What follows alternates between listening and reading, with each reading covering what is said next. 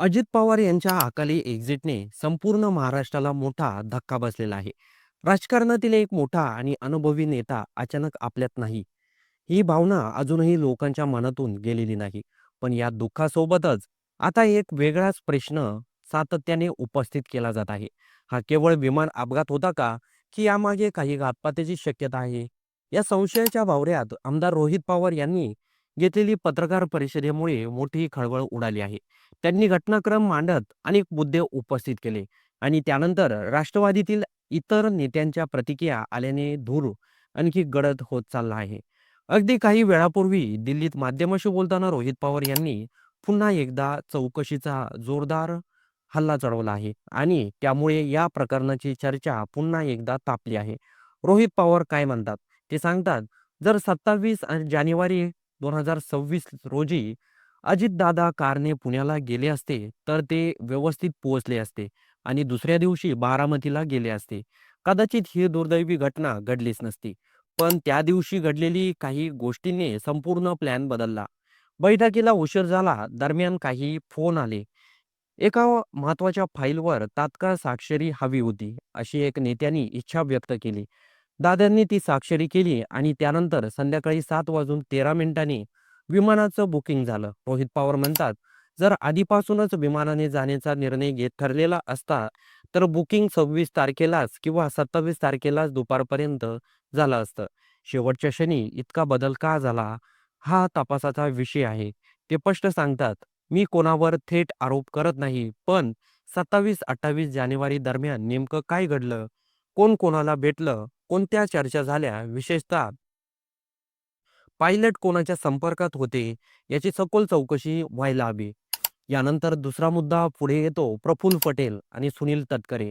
प्रमोदराव हिंदूराव यांनी दिलेल्या माहितीनुसार त्या दिवशी तटकरे स्वतः तिथे उपस्थित होते. उशिरापर्यंत थांबले होते.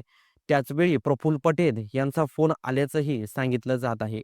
जर या दोन गोष्टी खऱ्या असतील, तर त्या बैठकीत काहीतरी गंभीर चर्चा झाली असावी, असा संशय अधिक गडद होत चालला आहे. रोहित पवार पुढे म्हणतात, एक पॉलिटिकल कन्सल्ट बाबत मोठा वाद सुरू होता. योगायोग असा की त्या कन्सल्टने विमान सुद्धा विकत घेतलेलं आहे. त्या विमानाचा शेकडो कोटीचा कॉन्ट्रॅक्ट रद्द करण्याची भूमिका अजितदादांनी घेतली होती. त्यामुळे मतभेद वाढले होते का? वाद झाला होता का? आणि त्या उशिरामुळेच दादांना गाडीऐवजी विमानाने जावं लागलं का? हा प्रश्न उपस्थित होतो आहे. नरेश अरोरा यांचं नावही चर्चेत आलं आहे. रोहित पवार सांगतात, दादा यापूर्वीही कन्सल्टशी लोकांवर नाराज होते. बारामतीत असताना त्यांनी त्यांच्या कामाच्या पद्धतीवर प्रश्न उपस्थित केले होते. 27 तारखेलाही काही नेत्यांची भूमिका होती की तो कॉन्ट्रॅक्ट कायम ठेवावं आणि पैसे द्यावेत. पण अजितदादा त्याला विरोधात होते.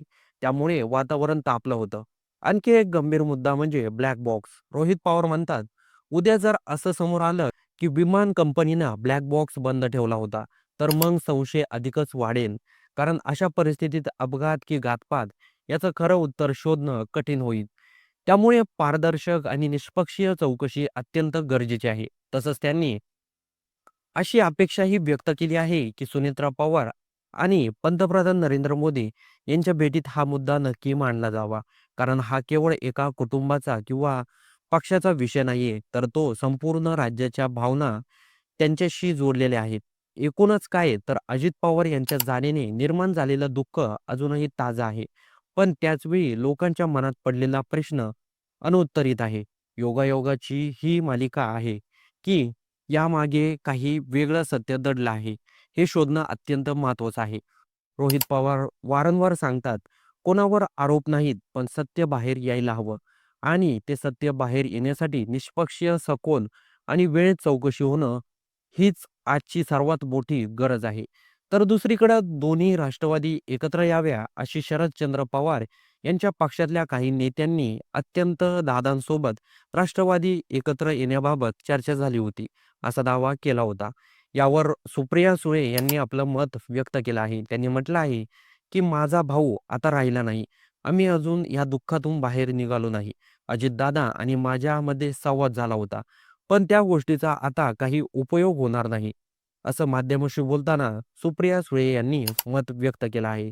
तर अजितदादा या प्रकरणामध्ये आपलं काही मत असेल तर ते कमेंट बॉक्समध्ये नोंदवायला विसरू नका.